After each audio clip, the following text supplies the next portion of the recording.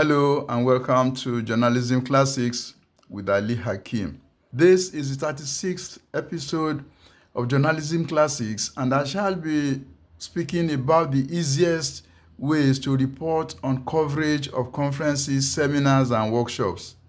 Unlike regular assignments that are usually one-off, conferences, seminars, and workshops may take several days where lengthy speeches and addresses are given. Usually, bulky papers from keynote addresses and research findings are delivered as such assignments, and the papers pose a lot of challenges for reporters as they are loaded with so many interesting points, some factual and others controversial. The reporter is usually at sea to determine which of the points in the papers to begin the story with.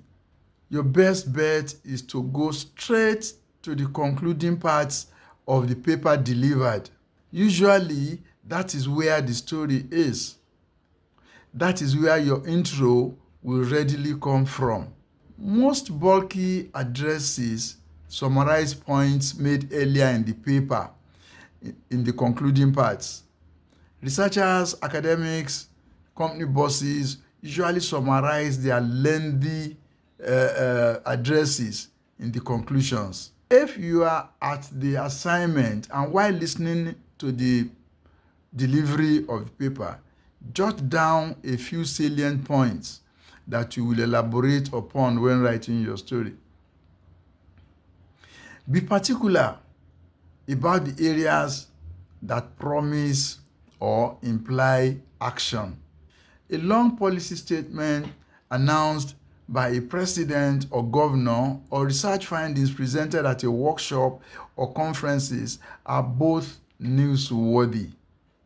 They indicate what has happened and what will or should follow as the case may be. They both will list what action has been taken or action or reaction expected to follow.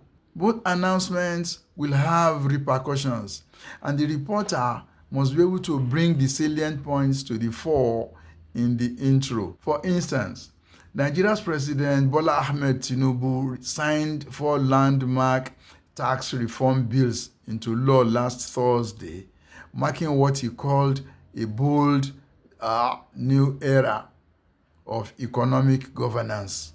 Salient points in the new tax laws are the removal of payment of personal income tax by the poor,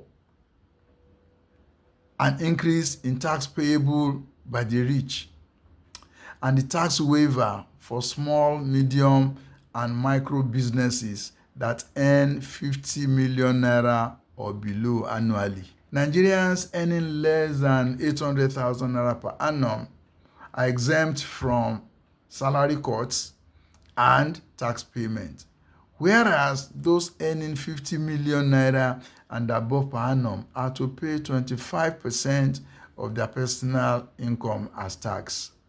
Small business owners like hairdressers, barbers, and small-time artisans are also exempt from tax payment.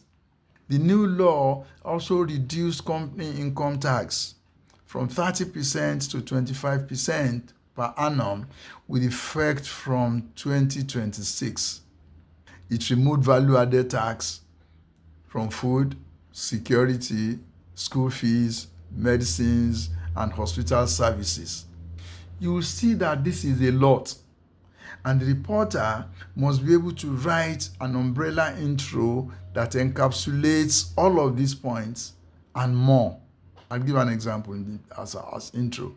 President Bola Ahmed Tinubu has announced a new tax policy relieving the poor of tax payment burden, while the rich pay increased taxes. This 23-word intro says it all. It should then be followed with a few details in the next 3 or 4 paragraphs. The 5th to 7th paragraphs should be or could be direct quotations from the president's speech to give life to the first 3 or 4 paragraphs and to the rest of the story. As a matter of fact, and depending on your reportorial experience, you may be able to hit the bullseye by starting with a quotation as your intro. Stories that you can begin with quotation as introductory paragraph should be attractive to your readers and must be very interesting. Let us start that same story with direct quotes from the president. Open quote. Nigeria has opened the doors to a new economy and business opportunities with our new tax laws, unquote. President Bola Ahmed Tinubu said in Abuja on Thursday. This 26-word lead can then be followed by the president made the declaration as he signed 4 new tax bills into law. Thereafter, summarize each of the salient points that you have noted while the speech was being given or while the paper was being delivered.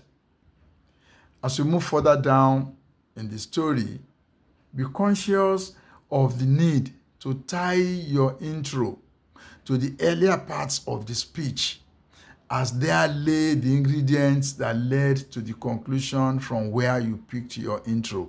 To show more dexterity in news writing, you may now give some background information to make your story become more interesting to read. Background such as what Nigeria's tax regime looks like before the president's new policy announcement, what tax, if any, artisans were paying before the presidential announcements, what the rich and companies were paying as taxes, and so on and so forth.